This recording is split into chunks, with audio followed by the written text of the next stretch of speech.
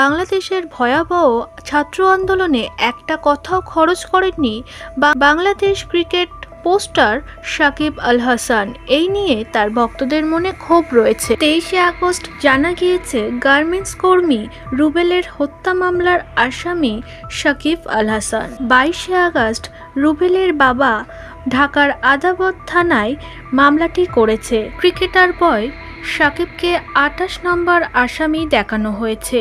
সাকিব যে হত্যা মামলার আসামি, এই ঘটনা কানে শোনার পর বাংলাদেশের অভিনেত্রী ও মডেল তানজিয়া জামান মিথিলা এই নিয়ে দুঃখ প্রকাশও করেছেন গণমাধ্যমে।